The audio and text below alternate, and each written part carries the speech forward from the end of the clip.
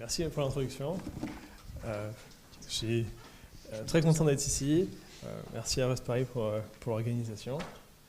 Donc moi, je vais vous parler de notre load balancer en Rust qui sert à Harmonica. Donc, bon, déjà, je vais représenter Anero. Je sais que vous avez déjà vu cette slide. Merci, Dylan, d'avoir pris ma slide. Donc, pour rappel, je vais faire très vite. Mais Anero, c'est un cabinet de conseil. On est un peu plus d'une centaine. Très focus sur la HPC. Dans ce domaine-là, on a une vingtaine d'experts avec une dizaine de docteurs. On a plusieurs expertises dans le développement logiciel qui sont sur du développement logiciel lui-même, du DevOps, du cloud, et ce que nous on appelle du Advanced Computing, c'est-à-dire l'IA et le HPC. Et finalement, Harmonica, c'est un orchestrateur de tâches qui relie en fait toutes nos expertises dans le cloud, dans le HPC et dans le développement logiciel. Et donc, c'est là-dessus que je vais me concentrer.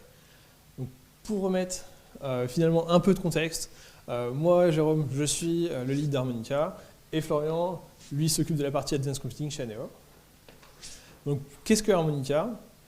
Harmonica, c'est un orchestrateur de tâches massivement parallèles, dont l'objectif est de distribuer des millions de tâches sur des dizaines de milliers de workers. Nous avons des workers, donc le code client, qui peut être exécuté dans plusieurs langages de programmation, notamment le Python, le C++, le Rust, le C#, le Java. L'idée ici, c'est de déployer tout ça dans Kubernetes pour être le plus agnostique possible. Donc on supporte du on-prem et du cloud. Et notre stack est globalement open source. Donc voilà un peu pour le contexte. À quoi ça ressemble finalement à l'intérieur? Bon, il y a trois parties. Nous, on se base sur un modèle plutôt client-serveur. Donc l'utilisateur, quand il veut implémenter des tâches de Harmonica, il fournit un client qui soumet des tâches et un worker dont l'objectif est d'exécuter la tâche. Harmonica, c'est la boîte un peu noire au milieu qui s'occupe de l'orchestration et de gérer le déplacement des tâches et des données, parce qu'on gère aussi les données. Et ça forme un cluster. Et l'objectif de notre load balancer, c'est de gérer, d'être en amont de plusieurs clusters pour être capable de distribuer de la charge sur plusieurs clusters. Quels étaient les objectifs de ce load balancer? Premièrement, d'être capable d'être en amont de plusieurs clusters et de rendre finalement le fait qu'il y a plusieurs clusters Harmonica transparent aux clients. De gérer du gRPC, parce que finalement la stack qu'on utilise nous pour communiquer dans Harmonica, c'est du gRPC. D'être capable de router nos sessions, donc nos ensembles de tâches, et du coup on avait besoin de notre propre load balancer pour pouvoir gérer nos données, ce qu'il était capable de comprendre, il faut qu'il soit capable de comprendre nos requêtes pour pouvoir distribuer l'ensemble des tâches et des sessions, l'ensemble des tâches dans une session, dans le même cluster, pour pouvoir s'assurer d'avoir de la cohérence au niveau des sessions. Et on voulait qu'il soit observable de bout en bout pour nous aider à comprendre ce qui se passe s'il y a un problème.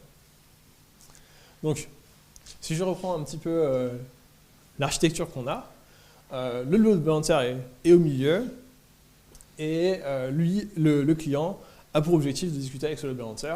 Donc on a des Nginx qui servent de terminaison TLS et d'authentification, qui sont devant le load balancer et les clusters. Donc ça nous donne finalement notre client qui va parler à notre load balancer via un Nginx, et le load balancer redistribue les requêtes à un des clusters. Et les clusters sont eux aussi derrière un Nginx. Et voilà l'environnement dans lequel on voulait se baser pour travailler sur notre load balancer.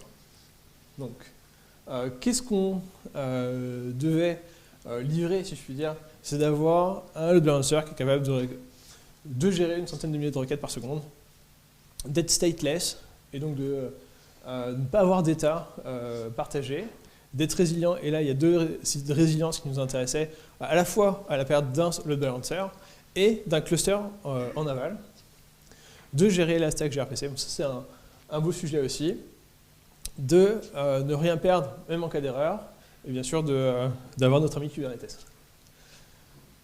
Et finalement, pourquoi on a fait ce choix? Une des premières choses qui viennent avec le Rust, c'est la stabilité de la stack technique. on a tout ce qu'on a besoin pour s'assurer d'avoir de la memory safety et aussi des performances correctes. L'écosystème asynchrone est aussi de très bonne qualité et il y a tout ce qu'il faut pour pouvoir écrire du code asynchrone sans trop de difficultés. On a les avantages d'un langage système bas niveau avec tous les avantages aussi en termes d'écriture d'un langage de programmation de très haut niveau. Et aussi, on avait envie d'utiliser du Rust et d'introduire du Rust dans notre stack technique. Donc voici une idée un peu de la stack qu'on a utilisée. Donc on a utilisé Tokayo pour le modèle multithreadé, Hyper pour la gestion du HTTP2, Tower et Tonic pour gérer les requêtes gRPC. Prost nous a servi à faire la serialisation et la déserialisation des messages en protobuf, et Tracing pour exprimer tous les logs et les traces et événements qu'on voulait voir. Donc là, on est arrivé à finalement quelques premiers soucis d'intégration qu'on a pu voir avec l'écosystème. Le premier étant que RustLS et Ring sont pas aussi bien intégrés qu'on aurait pu l'espérer. Il y a un peu de travail à faire pour pouvoir brancher tout ça ensemble. Notamment, par défaut, les dépendances n'étaient pas tout à fait les bonnes avec le AWS LSRS et les bindings OpenSSL. Ensuite, Prost, lui, dépend de Protoc, et Protoc est installé nulle part. C'est le compilateur protobuf pour générer le code dans les langages pertinents qu'on veut utiliser. Et ça, du coup, ça s'est décliné partout, dans nos CI, dans nos Dockerfiles, il fallait le réinstaller partout. Et un des derniers soucis qu'on a rencontrés, c'est que SQLite n'est pas asynchrone. Donc il a fallu trouver un workaround, et on a utilisé le spawn blocking de Tokayo pour ça.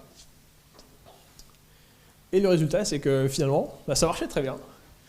Ça marchait même un peu trop bien. Un peu trop bien. Un peu trop bien. Donc, je te laisse. Du coup, quand on mesure en pratique, on arrive à traiter à peu près 9000 requêtes à la seconde par cœur. Donc les 100 000 requêtes cibles sont largement atteignables même sur une seule machine. La latence introduite par ce routage est inférieure à 500 microsecondes par requête. Une seule machine, même, en l'occurrence c'était même mon laptop, peut gérer largement plus de 20 000 connexions sans broncher. À la limite, c'est même Linux qui m'a limité là-dessus.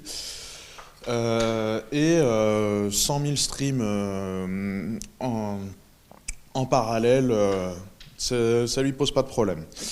Donc on est content, on le met en prod, et là, erreur 502. Mince. Du coup, quand on regarde, donc on a la chaîne, alors là j'ai mis qu'un seul cluster pour simplifier, mais donc on retrouve notre client. Le premier serveur Nginx qui sert de point de terminaison TLS et qui gère l'authentification. Le load balancer qu'on a développé. Le deuxième niveau de Nginx au niveau du cluster. Et le serveur Harmonica sur le cluster. Et donc, l'erreur qu'on a eue, c'est le client, il envoie une rafale de requêtes. Le premier Nginx, il propage. Le load balancer, il propage. Le deuxième Nginx, il propage. Jusque-là, tout va bien. Au bout d'un moment, le serveur Harmonica sature et ne répond plus en temps voulu. Bon, c'est des choses qui arrivent. Sauf qu'on a une cascade qui fait que les Nginx qui sont là, parce qu'en fait il y en a plusieurs, ils vont voir que Harmonica répond plus, donc ils vont tous marquer Harmonica comme n'étant pas sain. Le load balancer, lui, il voit des erreurs, il les propage au Nginx devant, N1. Et ce Nginx-là, il voit qu'il y a des erreurs, et donc il marque le load balancer comme NLC.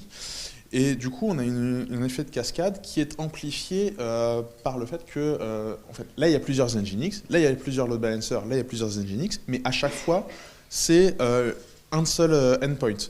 Et donc, tous les Nginx, là, voient Harmonica comme un LC, tous les LB, bon, propagent l'erreur, forcément, et là, tous les Nginx voient tous les LB en erreur. Ce qui n'est pas le cas. Du coup, une manière de limiter les problèmes, c'est d'intégrer un rate limit au niveau du load balancer pour laisser le temps au serveur Harmonica de souffler et aussi de configurer les Nginx pour que quand il y a les serveurs derrière le Nginx qui sont en erreur, de ne marquer un LC que ceux qui sont vraiment en erreur. Parce que potentiellement, il n'y avait qu'un seul serveur Harmonica qui était en erreur et les autres allaient très bien. Donc, ok, on corrige, tout va bien. Et là, erreur 502. Sauf que là, c'est pas la même. Donc, le schéma ici, le début, c'est pareil. Le client, il envoie des requêtes. Le premier Nginx propage. Le load balancer propage, N2. Et là, il y a un truc un peu bizarre. Au bout de la 1000e requête sur la même connexion, donc la connexion entre le load balancer et le Nginx, le Nginx ferme brutalement la connexion. Alors ça, c'est quelque chose qui est connu, qui est documenté côté Nginx. Côté gRPC, il y a tout ce qu'il faut pour reprendre sur erreur et rejouer la requête quand ça arrive. Oui, sauf qu'il y a une petite subtilité, c'est que quand le Nginx ferme la connexion, il va aussi fermer la connexion pour tous les streams qui auraient été encore ouverts au moment où il ferme la connexion. Et donc, la requête, la 1000e requête, celle-là, elle est rejouée, il n'y a pas de souci. Les streams qui étaient ouverts, ceux-là, ils sont coupés et un stream ne se rejoue pas. En tout cas, pas au niveau de la couche gRPC. Et donc là, le contournement qu'on a mis en place, c'est déjà de désactiver le multiplexage des requêtes au sein d'HTTP2, parce qu'il faut savoir que HTTP2, au sein d'une seule connexion, on peut faire plusieurs requêtes concurrentes. Et gRPC se base très largement là-dessus. Donc c'est déjà de désactiver ça pour n'envoyer qu'une seule requête à la fois par connexion. Puis on ouvrira plus de connexions, c'est pas très grave. Et le deuxième point, c'est d'avoir un compteur de requêtes au sein de la connexion.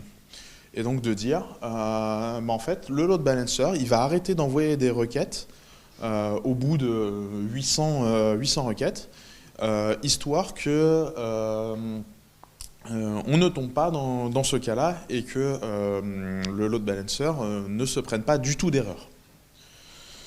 Donc, on corrige, on déploie, et là, erreur 502. Bon, vous commencez à le voir venir.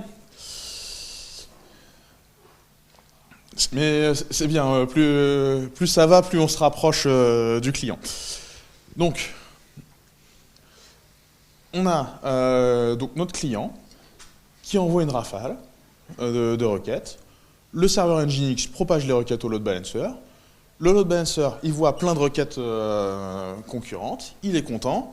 Avec notre fixe précédent, il va ouvrir des connexions en pagaille.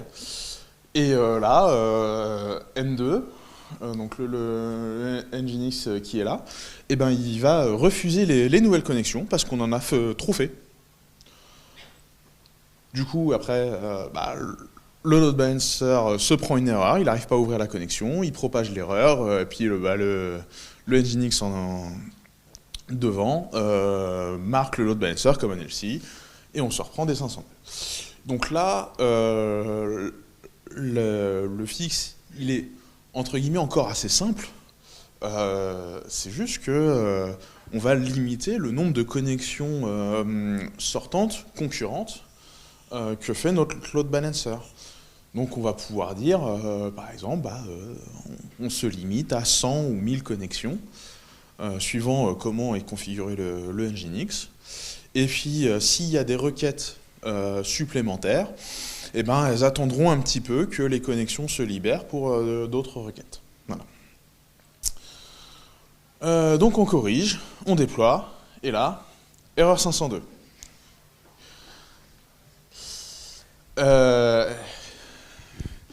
Du coup, on commence à être un peu agacé là. Donc, le schéma il est toujours le même au début. Hein. C'est toujours le client qui envoie une rafale de requêtes. En même temps, le client, on lui dit c'est un système HPC, tu peux envoyer des millions de tâches. Ouais, il se fait plaisir, il envoie des millions de tâches. Hein. Donc, il propage, le Nginx propage la requête. Là, le load balancer commence à traiter les requêtes. Et petit point sur lequel on ne s'est pas trop attardé, mais il se trouve qu'il a une petite base de données SQLite en RAM pour son usage interne. Et qu'il a besoin de requêter relativement régulièrement pour justement savoir dans quel cluster envoyer la requête. Et donc, une requête qui arrive, c'est une requête sur la base de données SQLite avec une connexion. Et il se trouve que on a utilisé spawn blocking, très bien. Mais du coup, ça veut dire que à chaque fois qu'on fait un spawn blocking, on envoie un thread. Et donc, quand on a une requête un coup de temps en temps, on s'en fiche, c'est pas très bien.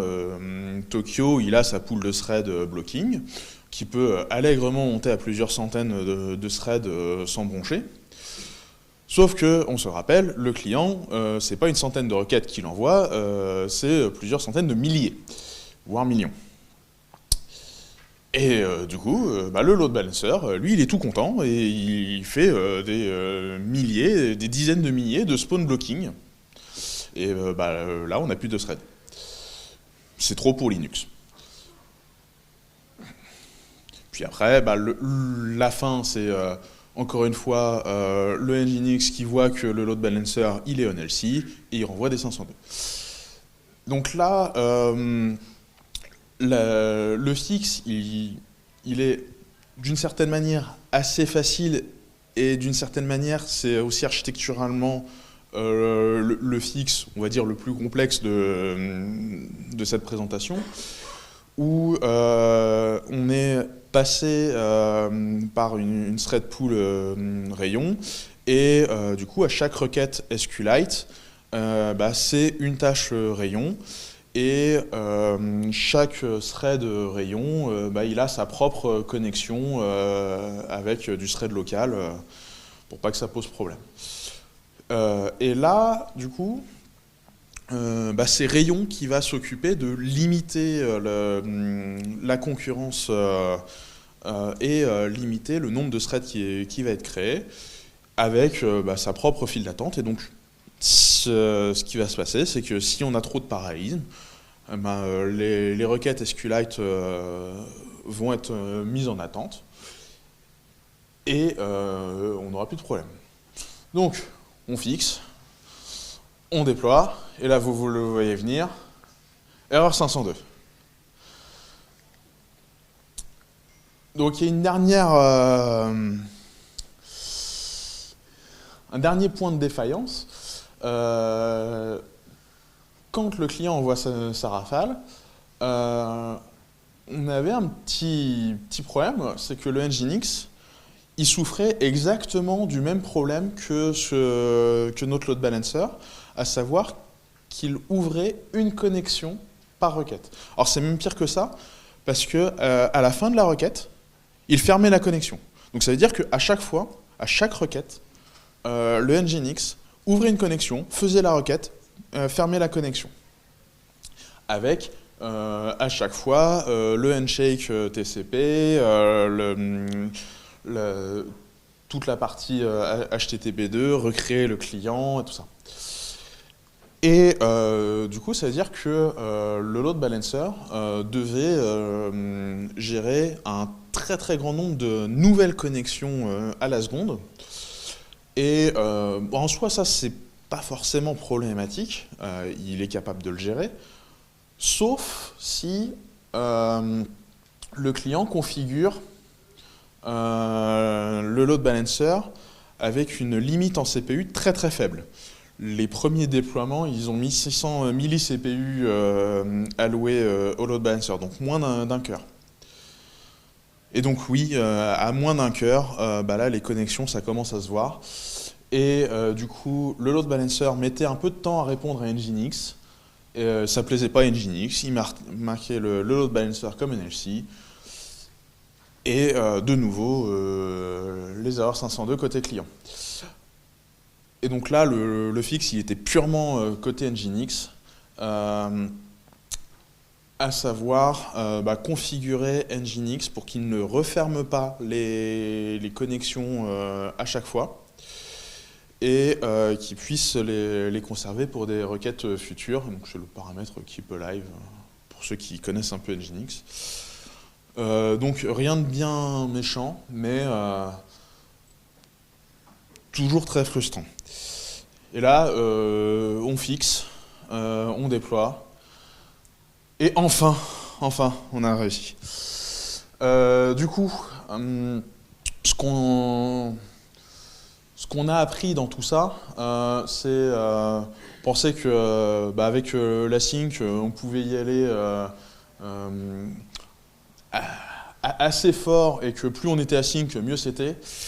Oui, sauf qu'on n'est pas tout seul et du coup l'async va avoir tendance à amplifier la surcharge sur les autres composants.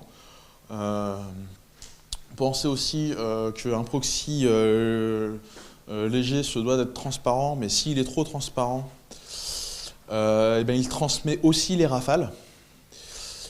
Et du coup, il peut devenir un amplificateur. Donc ce qui marchait sans load balancer peut se retrouver à défailler en présence du load balancer parce que le serveur qu'il y a derrière se prend trop de requêtes à la fois. Et enfin, c'est là où on a le plus déchanté finalement, c'est que on pensait Nginx sait encaisser des charges énormes, et ça c'est vrai, il n'y a pas de problème vis-à-vis de ça, et donc on peut y aller franco. La problématique, c'est que Nginx, c'est un système qui est conçu pour gérer beaucoup de clients différents, alors que là, on était un client qui bourrine. Et il y a aussi un fort enjeu de sécurité et d'éviter les attaques de type déni de service. Et donc il y a tout un tas de protections au sein d'Nginx pour éviter tout ça. Ce qui nous a quand même beaucoup remonté à la figure. Donc les leçons retenues, c'est il faut mettre de la back pressure parce que le runtime, lui, il prend. On envoie des tâches, il traite les tâches. Deuxième point, c'est que la performance, c'est un système, c'est pas un composant. Donc il faut vraiment regarder dans son ensemble. Et si on ne fait pas gaffe, en optimisant un composant, on va déplacer le problème sur un autre composant. Et donc le problème, il sera toujours là. Troisième point, c'est maîtriser chaque couche et leurs limites. Sinon, on accuse le mauvais coupable. Parce qu'à chaque fois, je pense que vous avez très clairement vu le leitmotiv, c'était des erreurs 502. Les erreurs 502, c'est uniquement Nginx qui les génère. C'est pas pour autant que l'erreur venait de Nginx. Il n'y avait pas le problème sans le load balancer. C'est pas pour autant que le problème était le load balancer. C'était l'ensemble et l'intégration de l'un dans l'autre. Et enfin, mais bon ça, on en a déjà parlé allègrement dans les talks précédents et probablement les suivants aussi, Rust ne protège pas de faire du design et le compilateur, il attrapera les bugs de mémoire, éventuellement même les data race. Mais par contre, les bugs de design, ça, pas tout seul en tout cas. Du coup, Rust nous a donné un load balancer rapide, mais le vrai travail a commencé après. Merci à tous.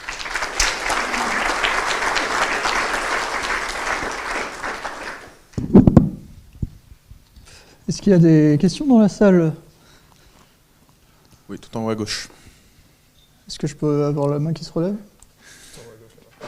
Ah oui, merci.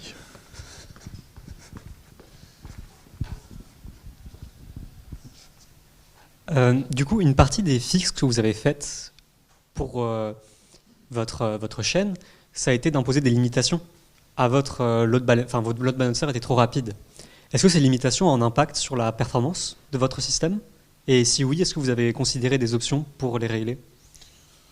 Alors en soi, non, ça n'a pas eu trop d'impact parce que on a juste lissé les pics de requêtes. On disait, c'est le client, il envoie des rafales, mais en fait, les requêtes, c'est de type je crée une tâche ou j'attends le résultat de ma tâche. Mais du coup, il a des millions de tâches à envoyer, il envoie ces millions de tâches, puis après il se met en attente de ces millions de tâches. Et donc, si il met un peu plus de temps à soumettre ses tâches, mais en vrai, pour lui, c'est pas très grave parce que à la fin, de toute façon, ce qui va le limiter, c'est le calcul de ces tâches par les workers sur le cluster. Et du coup, on va lisser le pic. Donc, au lieu qu'il envoie 1 million de tâches en 10 secondes, eh ben, il va envoyer 1 million de tâches en 1 minute. Et pour lui, ça ne changera pas grand-chose en vrai.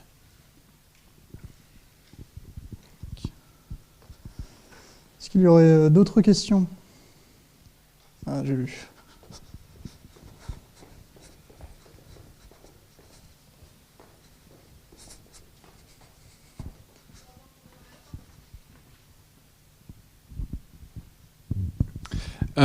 C'est une question assez, peut-être naïve et technique.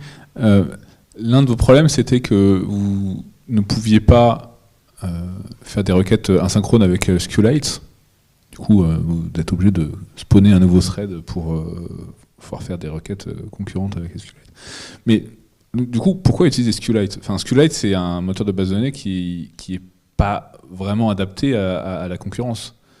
Je suis pas un expert des bases de données, mais c'est le peu de choses que je connais sur le sujet. Et... En fait, la problématique, c'est que le load balancer, il doit avoir la vue commune des sessions de tous les clusters. Et les sessions, elles ont des métadonnées. Et dans nos API, on peut requêter et filtrer en fonction de certaines valeurs, de certains champs des sessions, trier et tout ça. Et Harmonica, derrière, les serveurs Harmonica, ils se basent sur une base de données pour faire ça. En l'occurrence, c'est MongoDB. Le load balancer, lui, pour le coup, il ne peut pas juste demander à chaque cluster de lister et d'agréger. Il faut qu'il matérialise l'intégralité des sessions pour pouvoir, quand je filtre, bien récupérer les bonnes informations, notamment avec le système de pagination. Et du coup, il y a comment j'implémente le fait de dire je veux les sessions qui ont commencé à partir de telle date, triées selon telle durée, ce genre de choses. Donc on aurait pu réimplémenter intégralement un moteur de requête comme ça au sein du load balancer. Par simplicité, on est parti sur du SQLite qui vient du coup avec son moteur de query. Ok, mais pas un autre SGBD ou En fait, l'avantage de SQLite, en l'occurrence, c'est qu'il est complètement in-memory, il n'y a pas besoin d'un autre process. Ça simplifie quand même pas mal de choses. Et alors par défaut, pour le coup, la base de données est vraiment entièrement en RAM. Il y a une option pour la mettre sur disque, mais l'objectif c'est vraiment juste de se baser sur le moteur de requête et pas tellement sur la partie stockage.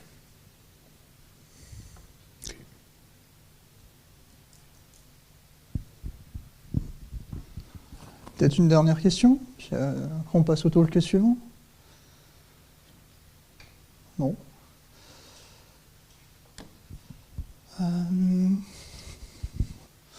Parce que là, merci Florian et merci Jérôme. Hein.